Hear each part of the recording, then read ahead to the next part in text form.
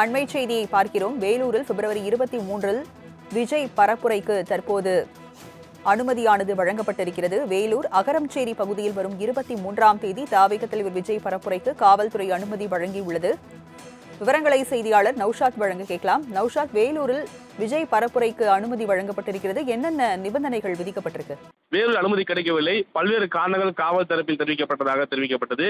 அதுக்கு மாறாக அதுக்கு பிறகு சேலத்தில் கருத்து அடிப்படையில் சேலத்தில் பரப்புரை மேற்கொண்டார். அவர் பேசிய கருத்து என்பது பேசிய விவகாரம் பல்வேறு சர்ச்சைகளாகப்பட்டது, பல விமர்சனம் முன்வைக்கப்பட்டது பார்க்க முடியுது. ஆனால் இப்பொழுது மீண்டும் வேலூரில் அந்த காவல் அனுமதி அளித்திருக்கிறார்கள். அகரம்சேரி பகுதியில் சேலத்தில் எவ்வாறு அவர்கள் 5000 பேர் பங்கேற்பதற்கான அனுமதி வழங்கப்பட்டது, அதே போல அனுமதி வழங்கப்பட வேண்டும் என, அதே போலவும் மேலும் பல்வேறு கட்டுப்பாடுகளை காவல்துறை விதித்திருப்பதாக தகவல் இருக்குது. என்றால் சேலத்தில் சூரஜ் என்ற ஒரு இளைஞர் உயிரிழந்திருக்கிறார். அது மிக முக்கிய நிகழ்வாக பார்க்கப்பட்டது.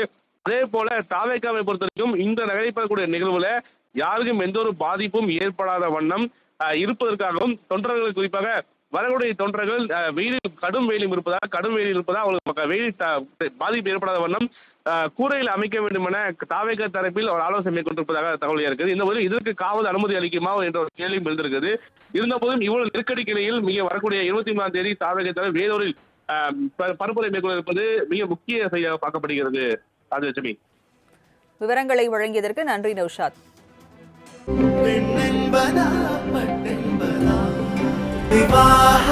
மணப்பெண்ணின் பிரத்யேகமான திருமணம் விவாஹா தி சென்னை சில்க்ஸ்.